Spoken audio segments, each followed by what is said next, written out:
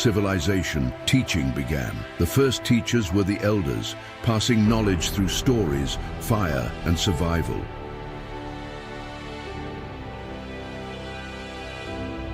From Mesopotamia to Egypt, the first schools were born.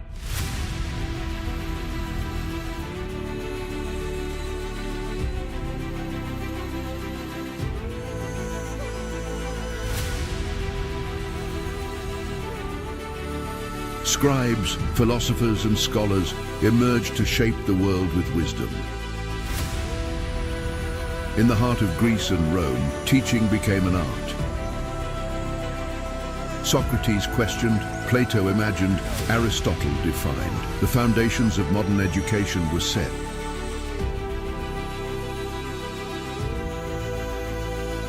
In the East, Confucius taught that education is the path to virtue and harmony. His teachings shaped generations, laying the foundation for lifelong learning and respect.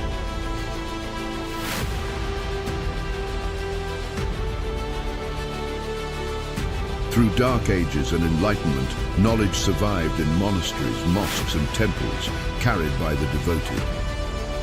The Renaissance brought a new dawn. Books spread knowledge. Teachers became the architects of thought and progress. In the great academies of China, scholars mastered literature, science, and governance, ensuring that education remained the pillar of society.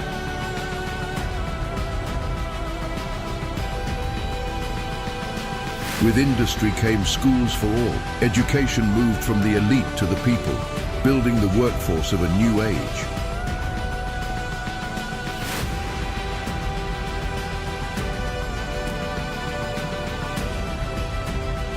From war to peace, teachers became the guardians of knowledge, shaping generations and breaking barriers.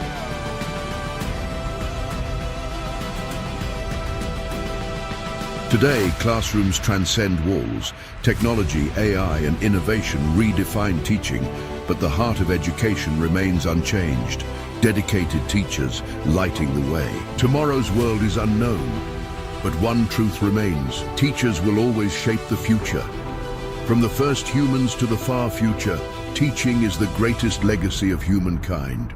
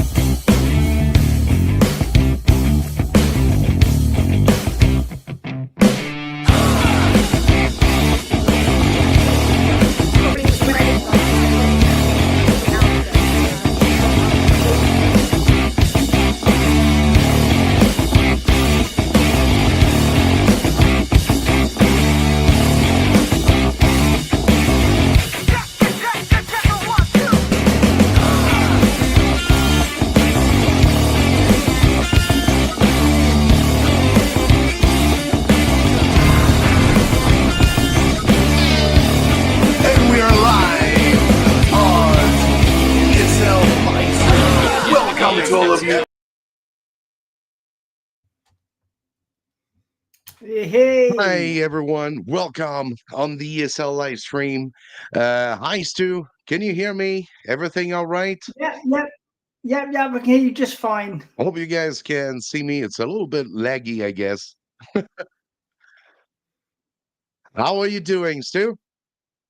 Not too bad. Yeah, not too bad at all. I'm really looking forward to this one. You know, we've been getting some really good guests on there for this season, and yeah, That's emergent great. language. So I'm really looking forward to this one.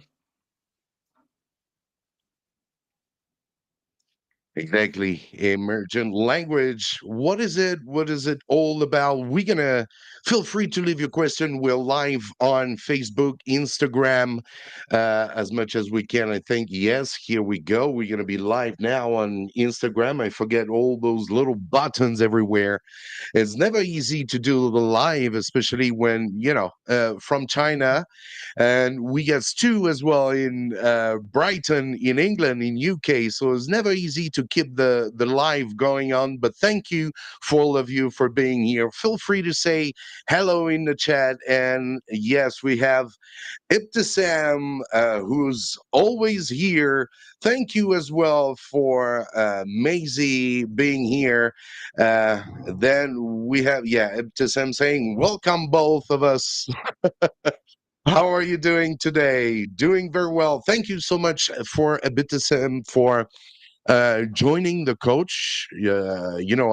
I've launched some coach sessions, so feel free. 15 minutes cold, helping you with your class, and if we can go further, we can do it all together. I will send you the links soon in the live if I'm not too laggy, and I hope you can hear me well, Stu. Am I fine? You're all good. Yeah, not too bad. Yeah, a little bit touch and go before we. For everyone listening here, we kind of log on. It's about half an hour process of getting ready for this, and there's always a little few kind of mishaps and stuff and panic, but it's going okay. I think we're going to be fine. That's great. So without waiting, we have an awesome guest, Lewis, right? Yeah, Lewis. Yeah, Lewis. He has just come back from the TEFL conference. I went to the TEFL last year. It was in Brighton. It was just down the road. It was a bit further afield. This time it was up in Edinburgh. But the TEFL basically it's the who's who of ELT. People come from all over the world to hear what's going on in our industry. Latest developments in language acquisition. Publishers come and show their new books. You can meet people, network. It's like the world's best conference for ELT. And what you can do there, you can have these breakout rooms and you can do presentations. And so Lewis did a presentation on emergent language. So I'm really looking forward to this today.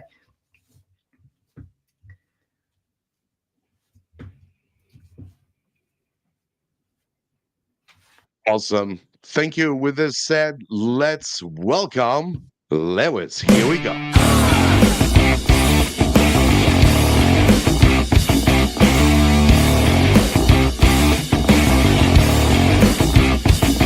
And now, let's welcome today's guest, Louis Jaquest.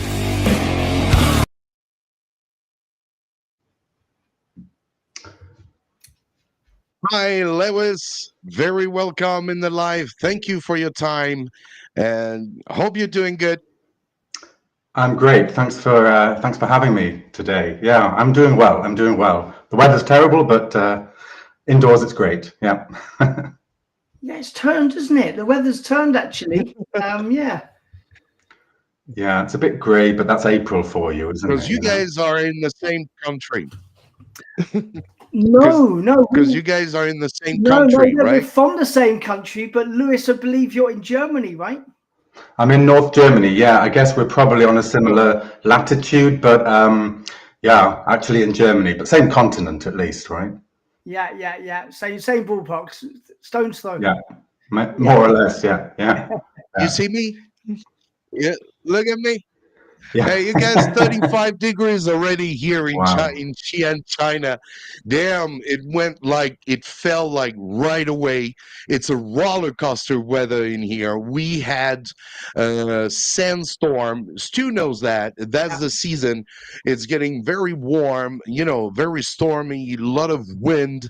And we had sun this week. I almost got an insulation. I was dead on my bed, couldn't do much before. That was when Friday, I guess, it was, and yesterday. And the weather is super hot. That's the first time, in those 24 years in China, that it is that hot that early here Mm, in Xi'an. yeah, Incredible. But we yeah, gotta make it.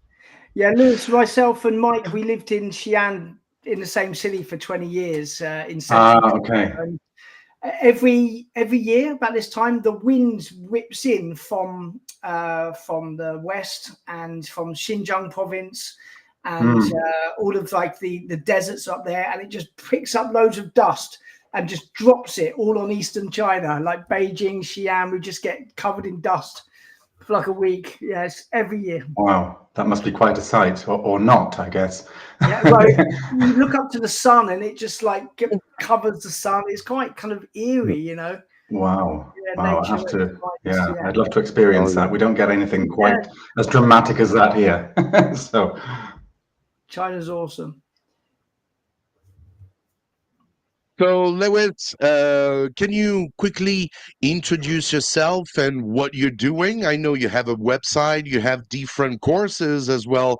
Can you introduce yourself briefly for everyone to know you a bit better?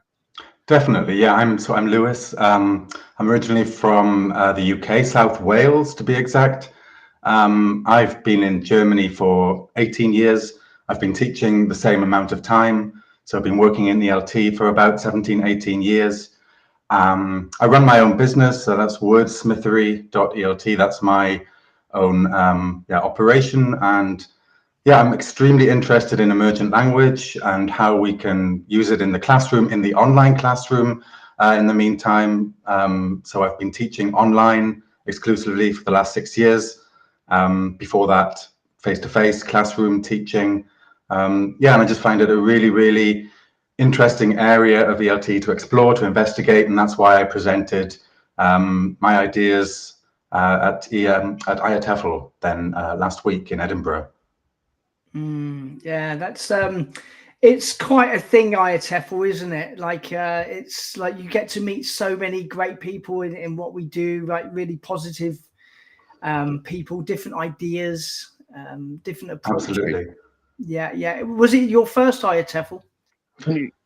No, I've been before. It was my first time presenting, so I took I took the leap, and it was great. Yeah, really great. It's such a supportive community, and I guess that's one of the reasons why I enjoyed it so much, because I teach, but I'm also a teacher trainer, so I enjoy sharing knowledge, gaining knowledge from other people, best practice, talking about whatever it may be. Emergent language is my thing, but lots of such interesting talks, over 600. So I mean, it's quite a lot of information to take in, but it's brilliant. Yeah.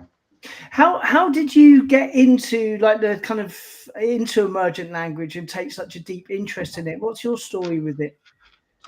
I think, like many teachers, it probably almost emerged like emergent language itself. When I started teaching back in 2007, you do the initial teacher training courses like your CELTAs, and I didn't really know exactly what my teaching style was, and you sort of get thrown in at the deep end and you see what happens, what develops as you start teaching. And I found myself sort of reacting a lot to what the learners were saying in the classroom environment, rather than here's a book, we've got to follow it, and I saw good results, and I was thinking there must be something to this. I wonder if there's some kind of methodology behind this, or some kind of approach. And it turned out, with the advent of DogMe, which was this movement by Scott Thornberry and Luke Medding, I stumbled across that in about 2009, 2010, and realized that's kind of what I've been doing. So it does have a name. It kind of made me feel, I'm doing something right here. And and from there on, I went on to do my my DIP TESOL, which is like a Delta sort of a postgrad in teaching. And there you explore so many other methodologies, approaches, task-based learning, which is very closely enmeshed with DOGME, with emergent language, with this whole idea. And that's, you know, ever since, I guess, for the last 10, 15 years, really, I've been exploring it to different extents, and now online for the last 6 years, and how that can work and be kind of implemented in the online classroom. That's really cool. So I've got a couple of questions that we're going to be throwing your way. I hope that will be okay. So lots of the people that are going to be watching this they might not kind of know what emergent language is. Once you explain it to them, I'm sure like yourself, you know, I get it, this is what I do too. But can you just go over what is emergent language, and how does it differ from traditional language learning? Yeah, if you'll indulge me, I just had a thought earlier today to give you an example through the kind of history of language development, how language emerges itself. If you think of going to, right, as this typical grammar chunk, grammar structure. If you look back about 400, 500, 600 years ago, Shakespeare's times, it actually only meant the physical movement of going somewhere. Right. I'm going to the market. That emerged, different meanings emerged over time and became things like, well, going to with a plan, you know, I'm going to do this at the weekend, you know, and then it's gone morphologically as well. It's changed from going to gonna as well in certain contexts in spoken English and different Englishes. So that's the way that language emerges. So it's this natural development of language. Conversation driven, it's usually in meaning focused interactions in the classroom when learners are communicating because they want to communicate, not because they have to fulfill, you know, number one on the worksheet, whatever. So giving them a real reason to communicate. And then the learners are trying to say what's emerging is their kind of interlanguage, what they are trying to say, what they are, you know, what they're relying on what they know from their own kind of pool of knowledge, but also trying to say what means something, what they want to express, you know. And it's listening for that. That's what's emerging. That, you know, it's kind of based a lot on co-constructing meaning, and it's like a kind of interplay between learner and teacher, you know, or learners and teacher. And there was just one really interesting there was a practitioner in the 80s called Michael Breen, and he said the student leads, the teacher follows. And that's kind of where I see language development and emergent language coming from. It's reacting to what a learner wants to say rather than prescribing what they should say, you know. So it's just flipping the playbook a little bit. Yeah, I was teaching earlier this week. I had some Polish students. I was teaching them online, and we just you know, we went down like not a rabbit hole. We were just kind of like chatting about stuff, and then it started to develop. The conversation began to develop, and the question was, you know, did you ever have any accidents as a child? And this student, lady, she was Polish, and she was saying she was on the bicycle, and she went down a steep hill, and she went too fast, and she came off, and basically she grazed her knee. And she didn't have this word graze, but I could tell that she wanted to say it. She was trying to, you know, use her hands to, you know, point to her knee and move it like this. So graze, this is the word that, and this was obviously, this would never be in any textbook, right? Graze would never be in any textbook, but it was language that was important to her at the time, and it was important to the situation. Exactly. And that's, if I may, that's one of the things associated with emergent language is this teaching at the point of need. And that's when a learner needs a word or an expression or a grammatical form or whatever it may be to push their conversation and express themselves further, then that's where the teacher can help. And it sounds, of course, it's intuitive, but it's then developing that, you know, graze for an injury. But if you dropped your phone on the floor, which of course I've never done, but you wouldn't say you grazed your phone case, right? It's a similar kind of superficial injury, as it were, but you'd say scuff, wouldn't you, for example? And you can explore things in related terms, so not only words individually, what's this word, and they'll just forget it the next week, and get them to record it, write it down, explore it, repeat it. What other chunks of language can you use with graze or with scuff, for example? And that's how you can really make it sustainable as well, that they can learn from it, because they obviously want that word or expression at that point. Yeah, that's it. And then, yeah, like you say, you can extend it and everything. Yeah, Mike. Yeah, we got the second question coming up, because I guess for some teachers it doesn't mean to be, it's not very clear, I guess, for some of us in here. The next question is, how can teachers identify emerged language moments in their classroom? Can you give us like a little idea or example that would, how to identify those emerged language? Yeah, I mean, there are many different different things that you could classify as emergent language. It could be like really good use of language that a learner uses really well, that you want to share with the whole group and think, oh, they would all benefit from this. And it's that, again, it's not what's in the course book and what they should have covered at this point in time, but it's kind of their interlanguage or their language development, where they're saying, oh, I've heard this somewhere, I want to say this. An example would be a class I was teaching recently. We were talking about mobile phones, right? And they were talking about their first ever mobile phone. And somebody tried to use the expression used to. So I used to have a, whatever it was, an old Motorola phone, right? But I think they said, I used a mobile phone, or I used having a mobile phone in a Motorola. And I could see what they were trying to say. They'd heard it somewhere, they kind of half knew it. But instead of saying, oh, that's wrong, I kind of echoed it or recast it and said, I used to have a Motorola. Okay, and what kind of features did it used to have? And kind of grabbing onto that, echoing it, and then they kind of say, oh, yeah, that's what I want to say. I've heard that somewhere. Wherever it may be, it's somewhere in there, and they're trying to use it. And the others cotton onto it, right? If you write it down, you explore it, and then look at the form and how you use it, that kind of thing would be, emergent language, where you can see what they're trying to say, but maybe you need to just help them scaffold it a little bit and just kind of grease the wheels, as it were, to help them say what they're trying to say. Yeah, that's it. Like a lot of the time with emergent language, I'm sorry, Mike, go on. Oh no! What it reminds me, in my class as well. You have students, when you ask them questions. I didn't know I was using emergent language before. It happens to me in the class, especially when you ask student, where did you? When we're back from the holiday, I think that would be as well a great example for teachers to understand with a very simple example. Like the one that was on the thumbnail.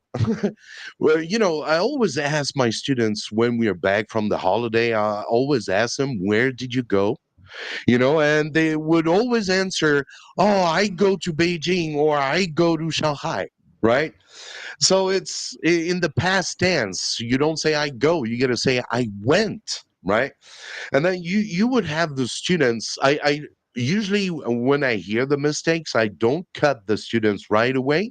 I let him finish, because obviously it's always difficult to let them express themselves, especially kids in China. They're quite a little bit shy, not very outgoing, so it's difficult for them to express themselves sometimes. So I let them finish, and after, maybe I want to see others' reaction as well, and some students gonna correct him, especially the advanced students in your class. He's gonna say, "Oh no, you cannot say I go. You gotta say I went."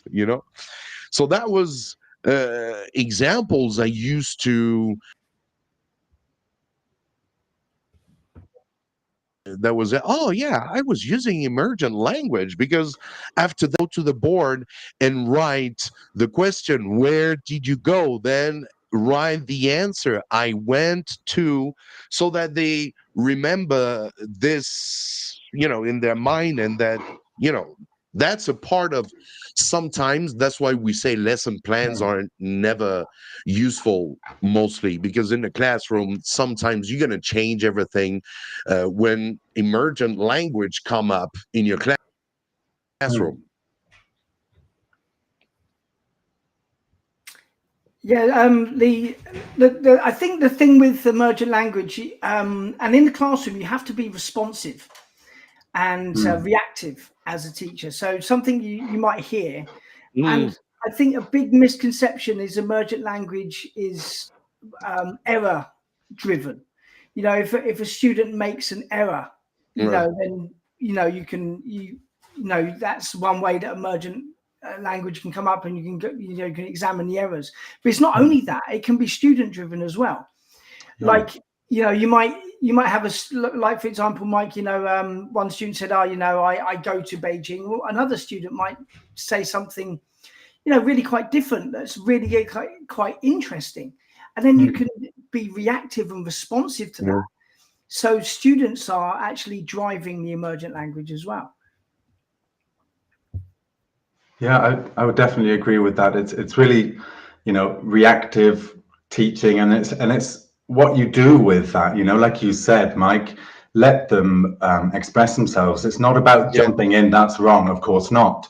It's about letting them express themselves, because they obviously want to say something, because it means something. That's why we ask them the question.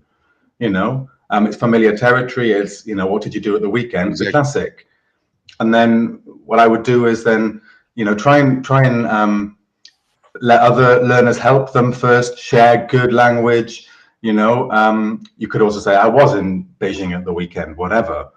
But then you could also just try and capture it as a chunk. I went to, and then where else could you say? I went to the market. I went to a different city. I went to Shanghai, And it's not so much, oh, that's great. It's not so much saying it's wrong. It's, look what you can do with this. It's like a little stem, isn't it? Don't treat it as an isolated word. Treat it as an opportunity to develop. I went to, there are hundreds of different ways you could end that sentence, right? I went to, and the negative, I didn't go to, I didn't do anything, and explore that. And record it, write it down, keep a vocabulary box in the classroom, or an online record of what you're doing if it's online, so that they review it, repeat it, then it starts to, it's emerging, and then it becomes part of their repertoire then. It becomes part of their linguistic resource. Exactly. I'm really into encounters, if you've got these language chunks and vocabulary, and if you can repeat the encounters, it really helps it to stick. And like you say, Lewis, if you can encourage students as part of their just the way that they learn is to keep a notebook, they write down any language chunks and vocabulary. Absolutely. Yeah. And it's these high frequency things as well. Sorry, how often does somebody say, what did you do at the weekend? I mean, I ask it probably 100 times a month, in a teaching situation, but in my private life as well. It's a very high frequency chunk of language. I went to, I didn't do, then teach that, and then they'll pick it up, and then they'll be able to use it. Especially on Monday. Yeah. Well, I think one of the reasons why that then you ask question him is for the so weekend. one of the reasons it's so good to ask things like that, you're giving opportunities for this language to emerge. What did you do on the weekend? Oh, I went to a panda research center. Wow. Okay, now we can go in this direction. So you're giving a platform for this wonderful kind of natural language to emerge by itself. I think that's why you call these learning opportunities or affordances. So you're not prescribing this is what you've got to say, but you're opening like a kind of linguistic area for them to explore, and you're helping them to fill that with what they want to say. Of course, you're the you're the kind of the expert in helping them to scaffold it, but You know, it's kind of, that's again co-constructing, meaning them saying what they're trying to say. What they bring to the classroom is then what we can help them to say, you know, by using our resources, using our kind of linguistic knowledge. And that's what it's about. It's kind of a two-way thing, you know. Mike, we've got a question from Ibtissam, Mike. That's what I wanted to say. How can Ibtissam is asking, how can we correct them, and how can we reduce emergent language moments in our classes? I guess she's worried about the curriculum, you know, time in the class, objectives that you have. That's one of our questions as well. We have in our 10 questions for tonight that people might worried about time you got to spend on it, right? Yeah. Yeah, of course, I know, I can understand there's this tension between what has to be followed in terms of curriculum and what the emergent language is as well. So, I mean, you can set aside time for it. What I often do is, well, in nearly every class I teach, I ask learners to be like honeybees. When they're out and about between lessons, collect bits of language. I mean, English is everywhere, right? It's on TV, it's on the streets, it's in adverts, you hear it on the street, you can see it nearly everywhere. You know, you pick it up on YouTube, you pick it up everywhere. And then I ask them to be just attentive, notice new bits of language, bring those in. And if you're tied to a tight curriculum, which of course does happen, then just say, right, the first 15 minutes of the lesson are bring in what you found, your little bits of English, and exploit that and talk about it, put it back into a context, make a little dialogue out of it. I heard somebody saying, you know, whatever, I've got to catch the train. Catch a train, that's a bit, how do you catch a train? And then, you know, put it back into the context, who was speaking to who? Oh, it was this guy on the platform and he was late. And the other said, oh, quick, quick, quick, the train's coming, you'll catch it.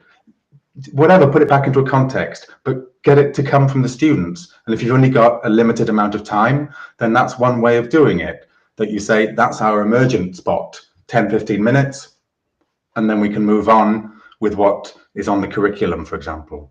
Yeah, Ibtissam, Ibtissam was one of my trainees on my TESOL course, and yeah, what I would say, Ibtissam, is don't be afraid of emergent language opportunities. Embrace them, encourage them, get them more. This is a way of differentiating in your class. It makes it student-centered. It makes your language teaching fun. You know, students, it's really learner-centered, and they'll really enjoy these little golden moments where you're not just doing the book. You're not just sticking to your your plan. It's okay to go off of your plan, and I would encourage it. So yeah, do it. Well, that comes to the fourth questions, right? Which is what are the benefits of focusing on emergent language in both speaking and writing activities?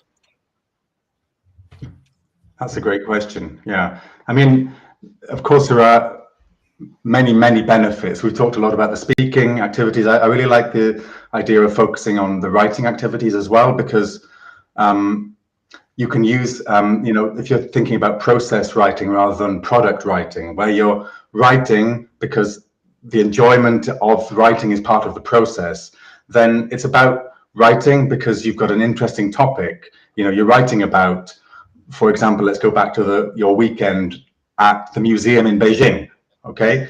And then you've talked about it, and then you can write it, and let learners be creative and free, and don't restrict them. So you've got to use this, you've got to use that. See what they can do, talk about it, then recast it. You can redraft it and get them to rewrite it, you know, using your upgrades. You can do loads of things with writing, like this creative, spontaneous writing, where you could correct it all, put it on the board, say, you know, this would be more natural here. You may be looking at, you know, how adjacency pairs work, you know, when people are interacting. How are you? I'm fine. Really natural things if it's a dialogue based thing. And make it natural, get them to look at it, to rehearse it, and then cover up the board and say, right, now you've got your original. What can you remember from the, what we talked about? Oh yeah, there was this, how are you? I'm fine. What about you? And they have to, it's not about getting everything right. It's about acquiring what they find interesting, what they find useful, but that's a kind of really nice writing activity, just spontaneously. You can do with anything, with any group of learners. It could be business learners writing a report. Doesn't matter what the level is. They write it spontaneously with your support, and then correct it, co-correct it, show them, okay, give them time to kind of work on it and write down, okay, this is how I can say it better, or write it better, then cover it up, or turn the board around, or, whatever, share your whiteboard on the screen and then take it away. What do you remember? That's how, and it's about what they see as useful to acquire, not what you're telling them to acquire, Yeah. That's such a cool activity, getting students to write something, and then you can swap papers, and like do something like SPAG strategies where students are marking and correcting each other's work, or just add new ideas, new language, swap it back. You can then put that onto the board, so they're reading it. So you're turning written production into receptive. Retell the story. Everyone's listening, so it's receptive again, and then you move it from written production into spoken. It's just, you just can move around. Yeah, take brilliant, doesn't it? Yeah, exactly. Sounds like big freedom. It's really good, yeah. Sorry, Lewis, go. Yeah. I was just going to say, I tend to think of it as, with emergent language, if you've got some frameworks, like lesson frameworks, ideas in your mind, like this, like swapping papers, like having it on the board, they're waiting to be filled with content, with ideas, with what the learners want to say, rather than always driving them down a path and force feeding. You've got to do this, you've got to do that. So it's like a framework rather than a cage, if you know what I mean. It's open and needs to be filled, and their content, which you can co-construct and negotiate together, fills it. And then you take that as a kind of, okay, this is your template, now go somewhere else with it. And there's, so many opportunities, and these are affordances, Lewis, you've got me excited. It's exciting, isn't it? Right now. Being a language teacher is so awesome, the ideas you can get, and like right now we're bouncing ideas off of each other, and we can actually use these in our classes, Yeah, exactly. And they're just so simple, but it's just about training yourself to notice these things and notice these opportunities. That's the thing, isn't it? Listening, like often when let's say you've got a speaking activity in your class, you might be shadowing them, listening. You're trying to listen for mistakes. And you're writing down all of the mistakes, and actually you realize what they're actually talking about, and it's because you weren't listening to what they were saying. You were listening for the mistakes. You weren't listening to what they were actually saying. So you miss these kind of opportunities, Right, I've got another question. How can teachers balance between correcting language errors and allowing for language to emerge naturally? Yeah, like the stop button, right? When to press it and when to let it continue.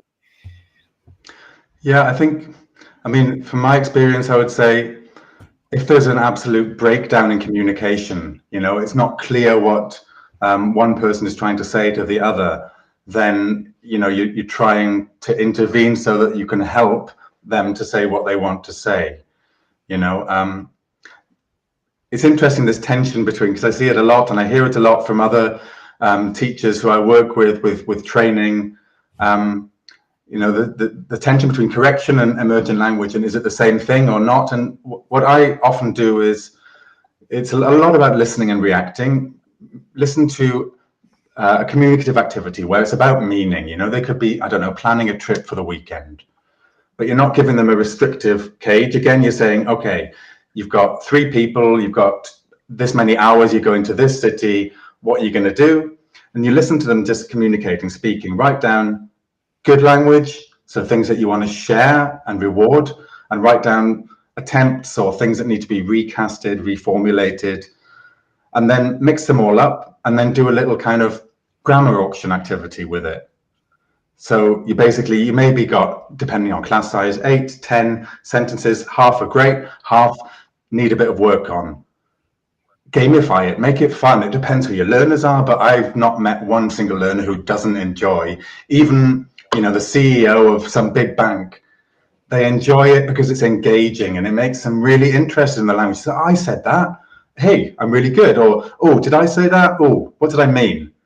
And then you just dictate them, or you write them on the board, whatever, and then they work together, and it empowers them. It's agency, it's learner agency and autonomy to say, we can do this together. Let's work in groups, decide which ones are good, which ones need reformulating or fixing, make it if they're into games, then make it an auction. You've got $100, £100, €100, 100 yen, whatever, and bet on your sentences. And show us, I'm so sure this is right. This is my sentence, it's great. Error codes I just saw as well, yeah. Not telling them this is wrong, but saying, look at the lexis, look at the grammar, look at the, whatever it may be, pronunciation, give them coding. Let them identify themselves. Yeah, exactly, yeah. And so for example, you might have a couple of sentences, there's some grammatical problems in there. This could be sentences that they've just created themselves. You put up on the board, okay, there's a problem here. I'm not saying what it is. And then the students have to work together. So you've got teamwork going on, you've got negotiation, you've got exactly. Yeah. And if you just think of just think of all the language that's flying around there, the functional language, the agreeing, disagreeing, negotiating, clarifying, are you sure? Didn't he mean that? Or what do you mean exactly? And all of this language, they're using it because they need to fulfill something that means something to them. And that's what this emergent language is, And I think it's often a case of, in different classrooms around the world, it's exposing learners to that, to get them comfortable with it, because it may be very new for some, and for some teachers as well.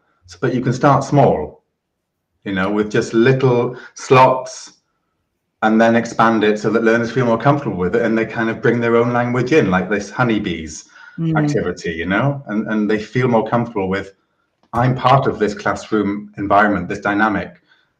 I kind of make it work as well. It's not just about the teacher, Yeah. I love your honeybee analogy. Like go out and gather language, notice things around you. Might be your students watch Netflix and they've got some really interesting language that they've listened. Yeah. I want to bring that back to the classroom. Yeah. Let's discuss it. Yeah. Yeah, very, very cool. Mike, we've got another question here. Yeah. How can teachers support students in noticing and reflecting on their emerged language? Yeah, so many ways. I mean, we'd probably have to do another hour or two to cover everything. But I mean, the things that I really like, for example, doing spontaneous dictations, maybe at the end of the lesson, or at some kind of stage of the lesson after you've collected lots of errors or lots of emergent language with errors. Dictate 3 of them related to your own life.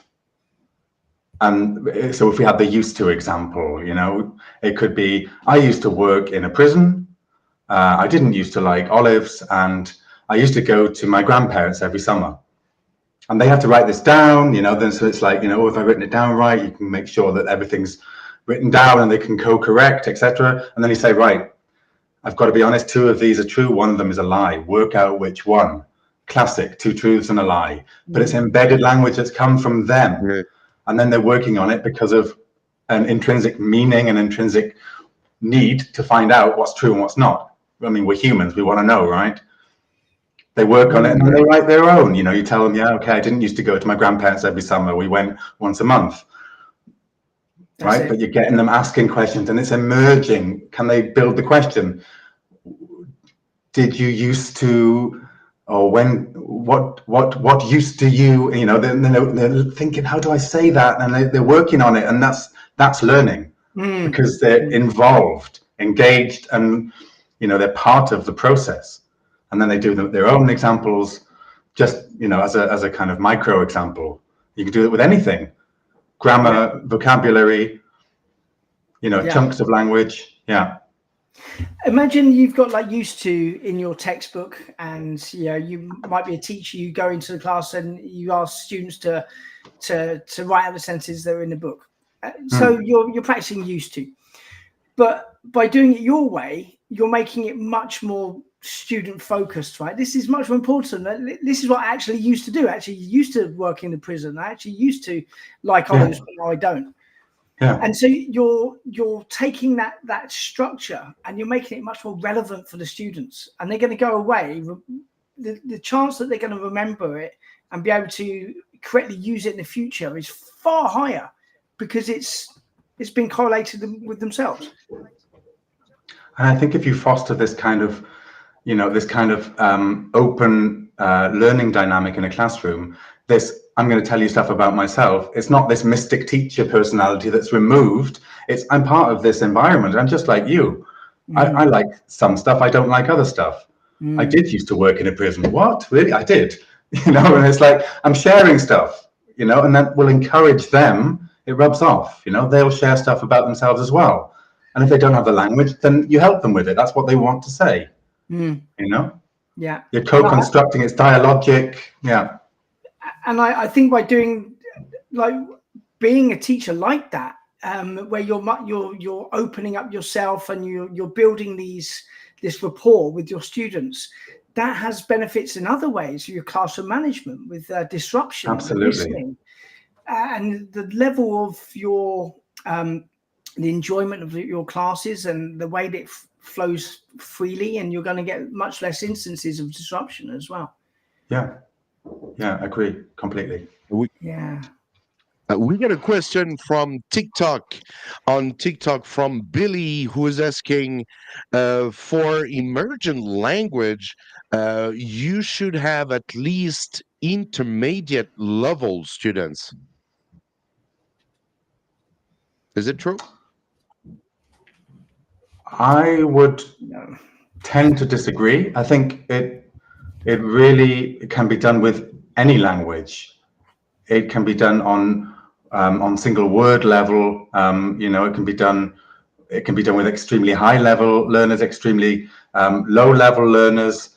Of course, you need to adapt the task and adapt what you're picking up, and what you're trying to help them with. But I would say you can do it with anyone, and it's not really restricted to only intermediate from B1 up. Certainly not. From my experience, I've taught, from A1 to C2, and there's always something you can find. I think you've got to be judicious. The lower the level, of course, the more or the less able a learner may be to string full sentences together. Then, of course, you don't want to be jumping in, but you can certainly help them with looking at patterns, with expressing themselves in simple but effective ways. It's like, again, going back to chunks of language. I've heard people say you shouldn't teach pronunciation to A1 level. I would disagree and say, what you do is a very basic expression, to talk about professions. I would not teach them what do you do, because it's unnatural, and what you do is what they're going to hear in the wild, in different Englishes around the world. Maybe not always what you do, but they might hear it and then be completely thrown by it. And what was that? It's about exposure to language and learning. It's awareness, right? And it's much more about awareness, maybe at lower levels, to kind of start consuming English how it naturally is. And then they'll start noticing on Netflix, on whatever, on YouTube, oh, he just said that what do you thing, or where do you, how do you, you'll hear it, and if you don't expose them to that, then it's a missed opportunity. It's an affordance, that's what it sounds like. Notice it, go out and hear it, and they will. So I would say from any level, but you need to be judicious. Yeah, it's certainly easier to do it with higher levels. Like but I think it's like that with any language skill. You know, if you've got like A1 and A2 learners, any type of kind of language task will be a little bit more problematic because they can't produce as much and they can't understand as much when you say it, you know, when you're trying to help them. So I think you have to, like Lewis says, you have to this is for Billy on TikTok, you have to obviously pick what you say, how you frame it, the type of language you're using back. But it's certainly, like if you're A1 or A2, you can't work with emergent language. That's not the case. You can, but you've just got to be a bit more, you know, slow and steady with it, I think. Maybe just needs more scaffolding just to add, Yeah. you know, because basically it's about conversation and it's dialogic and it's interaction, and help them more. You may need to scaffold more by writing a dialogue out on the board and then looking at, you know, where does this sound happen? Where do you go? Why do you do that? You know, but I would say, it just needs, to be more careful management and scaffolding if it's a lower level. Absolutely. Yeah. Thank you, Billy. Thanks for to dropping that in. Yeah. Billy on TikTok. Yeah.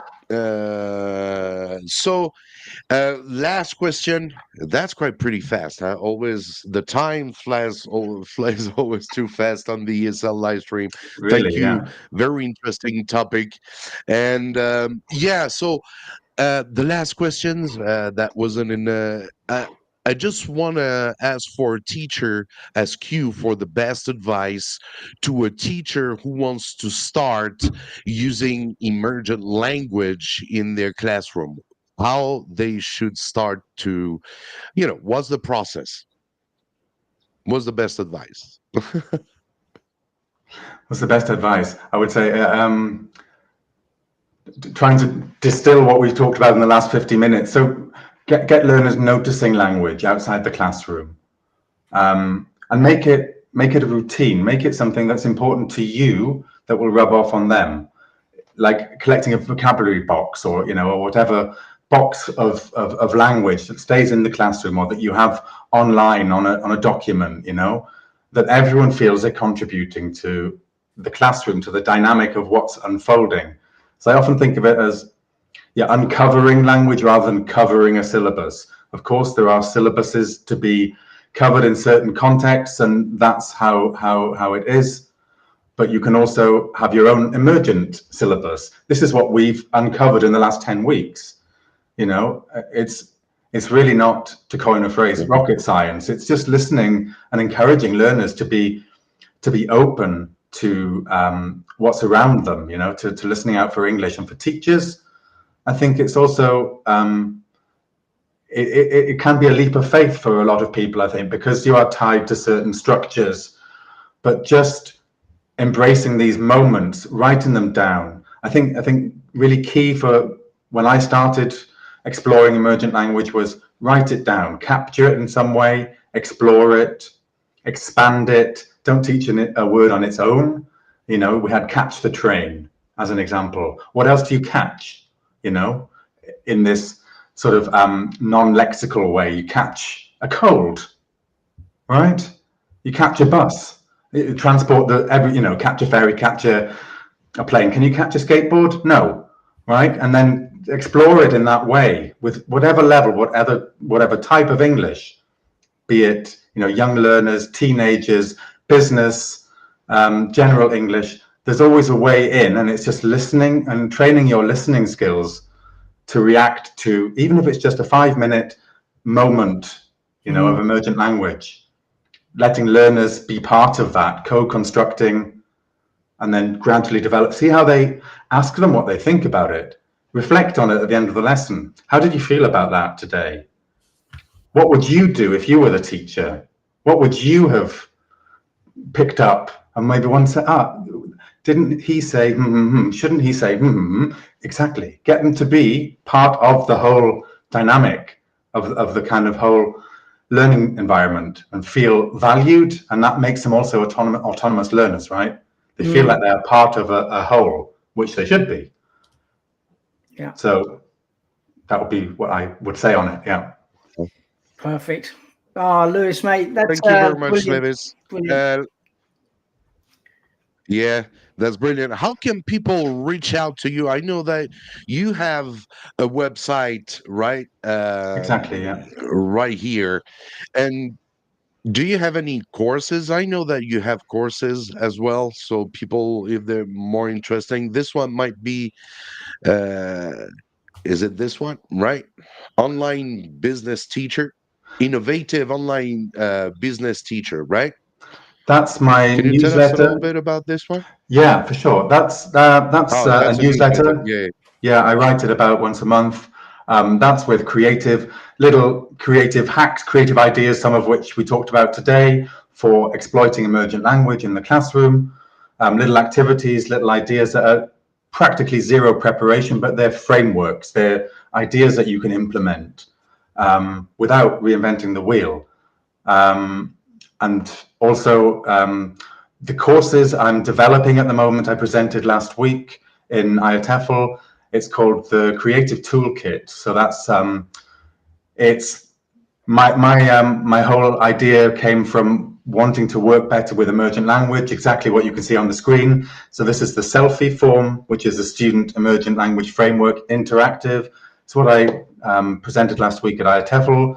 And this helps learners and teachers to capture, expand, and then work interactively. So there's a suite of tools that I've also embedded into this. This is coming in the next few months, so I'm still working on the technical side of it. But if you sign up for my newsletter or to the Creative Toolkit link that you can see now, then you'll be up to speed with as and when this comes out. And I'm also going to be offering some coaching courses, how to work meaningfully and effectively with emergent language using these tools that I've developed.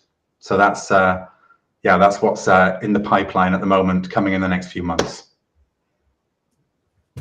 That's fantastic. That's great. Yes, really interesting topic. Thank you so much. That's the first time we had a topic about emergent language on the ESL live stream. Really interesting. I think it's something we got to look at it as teachers, to try to make that the learning more engaging, more fun, for sure.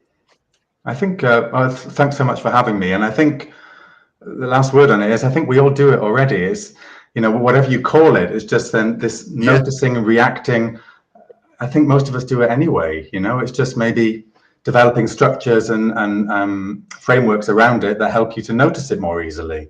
And that's what I'd like to share, really, because I think it's just, it benefits learners and it makes teaching so much more fun. So I really enjoyed the hour here. Thanks so much. Brilliant. Thanks, Lewis. Thanks very much. Thank you. Thank you, Lewis. We keep in touch. Hope to see you in another live stream. I get a lot of teachers and being interesting wherever if we were on TikTok, Instagram. Difficult to answer all the questions, but thank you so much. Everyone, if you want to reach out to Lewis, you get all the links into the description, whatever it's the newsletter, courses, his website. Feel free to reach out to him. You are on Instagram as well, too, right? Am I right? I am indeed, yeah. Wordsmithery, that's the company name. So, yeah, that's me. Yeah. Awesome. Thank you, Lewis. See Thanks you soon. so much. Bye-bye. Thank you. Bye-bye. Bye. Cheers. Bye-bye. Cheers. Bye. That was cool. That was great. Thank you, Stu, for recommending Lewis. How did you get to meet him? It just literally through LinkedIn. So To know him. Yeah. Just literally through LinkedIn. He's okay. one of my kind of connections on LinkedIn, and I put out a post saying, hey, would anyone like to appear on the live stream? And Lewis threw his hat into the ring and said, yeah, I'll give it a go. And so if anyone out here is watching on Instagram or TikTok or YouTube, Facebook, wherever, and you want to join us, just reach out, and we can get you on. Exactly. Go check out the link into my bio. If you are on WeChat on Instagram, you're going to find the link tree. Very soon, this link is going to be changing to a new link about Pop Store. It's a really new kind of link where you get everything linked in, and it looks awesome. You'll see that around May days, very soon on the ESL live stream as well. You can even do lives on this kind of links. It's incredible how technology is changing. And thank you so much. We can be live on so many platforms with Restream as well. It's incredible having people from around the world. I mean, China, Stu was in Britain. When I was back in the 90s, we didn't even have phones. And today, it's quite incredible. You can do everything like, Back to the Future movie, kind of. I did. I definitely still want a hoverboard. So, Mike, if you can get me a hoverboard, that's what I want. Or a lightsaber. I'm not sure which one I want the most. Thank you, Stu, for being here. How's everything, Stu, these Yeah, days? yeah, going really well. You got to know that Stuart Hannon has uh, that full lemon course. Yeah, yeah. So we've got a Right? couple It's more. still on. Yeah, yeah. We've got a couple more Incredible course students. that. Sorry, Michael. Yeah, we've got a couple more students this week who've started their training on our 180-hour course, fully accredited, and you'll learn all about the stuff that we cover in the ESL live stream is all part of that course. So if you're looking to do a TESOL or you've done one already and you want to update a little bit, then take the TEFL 11 course. You won't regret it. Yes, and it's accredited always difficult with that ACTEC, right? ACTEC. ACTEC, yeah, yeah. Yeah, ACTEC. because In actual fact, sorry, Mike, the IA TEFL that we were talking about earlier with Lewis, the group who started IA TEFL are also the same team that started ACTEC. And they're the oldest accreditation body for TESOL distance courses. It started around the same time as IA TEFL, so a very, very well-established accreditation body. Yeah, the other day during my coaching, I started to do a little coaching help for teachers because they've been asking me. They want to learn all tips and tricks watching my YouTube videos. So I say, yeah, why don't do coaching, right? Just like Lewis or even you with your course is the same. You show up and you have a great support on your course. And I had one person who say, that's Ellie from Taiwan. She said that she was doing a TEFL or TESOL course. She's not really sure. She at that time she was in class.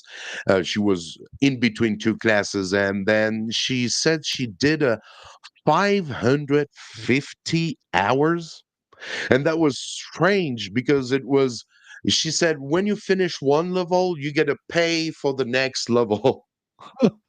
So I wasn't There's some really sure bad of the. courses out there. Yeah. Yeah, really, Yeah. really bad courses. And often those 550-hour, they're kind of not, they're like 3 or 4 different courses. Like say one might be a 100-hour course, one might be a 50-hour course, and they kind of package them together to say that it's 500 hours, but it's not. It's lots of like micro courses, and each one is crap. That's So it, it's like, yeah, you got to be careful.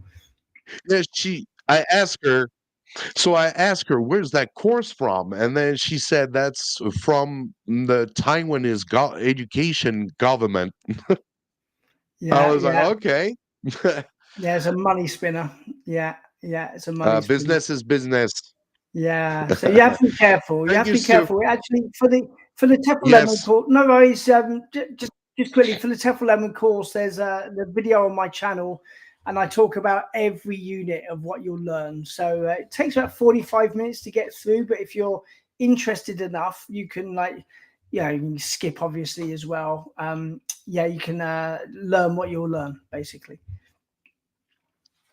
And don't forget to follow Stu. Massive follow to Stu. Always here with us in the ESL live stream. That's awesome. Since we started, since we started like a good. Oh, Will was been sometimes together on the live a long, long time ago. I've been watching some on old lives. It was so funny. And then, yeah, now working all together, every trying to make it consistent. So please follow us, give us some likes because it's really easy to is really difficult, not easy, difficult to keep up live stream like that, especially when we are in a different time frame. So give us some support, whatever in TEFL Lemon or Mike's on ESL to keep the good vibes, helping you with your class, and hope you enjoy it. And yes, too. Have a nice weekend. And you, You're yeah, gonna be free for the It's whole Easter weekend, weekend here, so just like me. yeah, yeah, it's Easter weekend, so happy Easter, everybody. Thank you, Stu. So remember the ESL live stream every Saturday, 6 p.m. Beijing time.